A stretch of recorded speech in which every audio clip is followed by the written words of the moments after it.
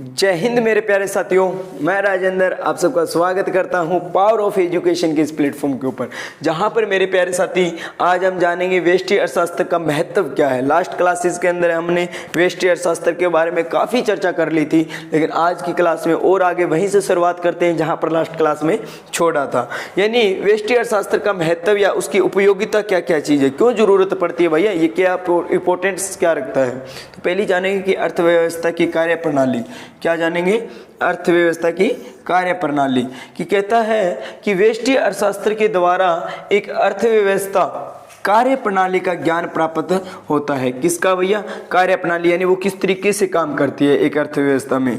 इसके द्वारा ज्ञात क्या होता है, जानकारी क्या मिलती है भैया कि अर्थव्यवस्था के विभिन्न अंग, जैसे अब अर्थव्यवस्था के अंग कौन कौन से भैया, उपभोक्ता हो गया, फर्म हो गई आदि, ये क्या है इसके अंग है, ये कुशलतापूर्वक कार्य कर रहे हैं या नहीं कर रहे हैं, इन चीज़ों की जानकारी मिलती है। यानी अर्थव्यवस्था में भैया क्या होते हैं कि अर्थव्यवस्था में जो लोग, एक फर्म है, एक उपभोक्ता है, वो क्या ढंग से काम कर रहे हैं कि नहीं कर रहे। प्रो वाटसन के अनुसार, यानी वाटसन क्या कहता है कि व्यष्टि अर्थशास्त्र के कई उपयोग है। इसका सबसे महत्वपूर्ण उपयोग यह समझने में है कि अर्थव्यवस्था किस प्रकार की कार्य करती है। यानी देखो वाटसन क्या कहता है, प्रो वाटसन, प्रोफेसर वाटसन का क्या कहना है कि वो कहते हैं भैया ये जो होता है ना, ये क्या है कि व्यष्टि एक्चुअल में है ही क्या कि जानकारी लेने के लिए बनी हुई है। यहाँ से हमें पता चल जाता है कि पूरी अर्थव्यवस्था सही चल रही है कि नहीं चल रही है, इसके लिए ये जरूरी है। फिर आता है भैया दूसरे नंबर पर भविष्यवाणी। दूसरे नंबर पर हम बात करेंगे तो भविष्यवाणी के ऊपर बात करेंगे, यानी प्रेडिक्शन। भविष्यवाणी पर देखो कहता है व्यष्टि अर्थशास्त्र के सिद्धांत भविष्यवाणी के आधार पर बनाए जा सकते हैं। भविष्यवाणी कि इन फ्यूचर में भैया इसका प्राइस अप आएगा, इसका डाउन आ गया, ऐसा होगा वैसा होगा, ठीक है। परंतु ये कुछ विशेष परिणाम निकले, सॉरी भविष्यवाणियों, ये कहता है परंतु क्या होता है, कुछ भविष्यवाणियाँ कुछ शर्तों पर आधारित होती है। यानी इसके लिए कुछ एक शर्त होती है रखी हुई कि इनका निम्नलिखित रूप होता है। यदि एक विशेष घटना घटती है, यदि एक विशेष घटना घटती है तो उसके मांग बढ़ेगी तो कीमतों के बढ़ने की भी संभावना होगी। भैया ये चीज़ें तो आपने देखी होगी कि व्यष्टि अर्थशास्त्र में क्या होता है कि अगर मांग बढ़ती है तो कीमत संभावित सी बात है। मान लो पहले क्या थी कि मान लो किसी की कीमत क्या थी भैया, पहले क्या है 100 वस्तुएं बिक रही थी और उन 100 वस्तुओं की एक वस्तु की कीमत 100 रुपये थी। अब क्या भैया डिमांड बढ़ने लगी, डिमांड क्या होगी भैया 500 की होगी, तो भैया 100 रुपये थोड़ी ना रहेगी, क्योंकि डिमांड बढ़ेगी तो सिंपल सी बात है भैया सप्लाई कम हो जाएगी ना, पूर्ति कम हो जाएगी। पूर्ति कम होती दिखेगी तो वहां पर क्या होगा, प्राइस अप हो जाएगा। क्या हो जाएगा, कीमत बढ़ेगी कि नहीं, प्राइस बढ़ जाएगा कि नहीं बढ़ जाएगा भैया। मान लो पहले मेरे पास 100 वस्तुएं थी, 100 वस्तुओं में एक वस्तु को बेचने में मैं 100 रुपये में बेच रहा था ना, 100 रुपये में ली, 100 रुपये में बेचता रहा।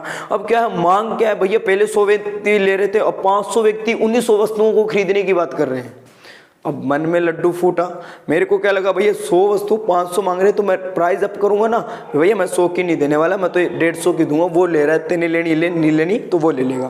तो भैया ये चीज़ें होती है, ठीक है ना। तो ये भविष्यवाणी की जा सकती है इसके ऊपर, ठीक है। तीसरी बात की जाए तो आर्थिक नीतियाँ। तीसरी बात क्या कहता है, आर्थिक नीतियों के ऊपर। आर्थिक नीतियों में बात की जाए तो देखिए कि व्यष्टि अर्थशास्त्र का प्रयोग आर्थिक नीति बनाने के लिए किया जा सकता है।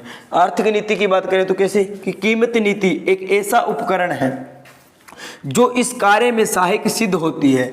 इसके प्रयोग से हम अर्थव्यवस्था को प्रभावित करने वाली सरकारी नीतियों का विश्लेषण कर सकते हैं। विश्लेषण मतलब उसके बारे में जान सकते हैं, यानी सरकारी जो नीतियां होती है, गवर्नमेंट नीतियां होती है, उनके बारे में अच्छे से जान सकते हैं। हम ये जानकारी प्राप्त कर सकते हैं कि सरकार की नीतियों का साधनों के बंटवारे पर क्या प्रभाव पड़ेगा। यानी इससे क्या होगा कि अगर हमें ये जानकारी मिल जाती है कि इन फ्यूचर में भैया ऐसा होने वाला है, तो हम पहले से क्या हो जाएंगे, उसके प्रति सतर्क हो जाएंगे और इससे क्या होगा कि हमारा नुकसान कम होगा। नुकसान कम होगा क्योंकि अगर हमें लगता है कि इससे भैया हमें नुकसान हो रहा है तो हम अपना क्या है वहाँ पर उत्पादन रोक देंगे, और हमें लगता है इन फ्यूचर इसका प्राइस बढ़ जाएगा, भैया ये हो जाएगा, ये हो जाएगा, फ्यूचर में फ़ायदा मिलेगा, तो हम उसका क्या है पहले से एडवांस में कर लेते हैं। भैया जहाँ 100 करना तो वहाँ 500 कर लेंगे। समझ रहे हो इस चीज़ के बारे में।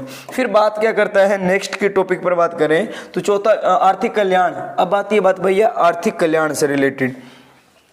कहता है कि व्यष्टि अर्थशास्त्र द्वारा आर्थिक कल्याण की दिशाओं का ज्ञान भी हो जाता है।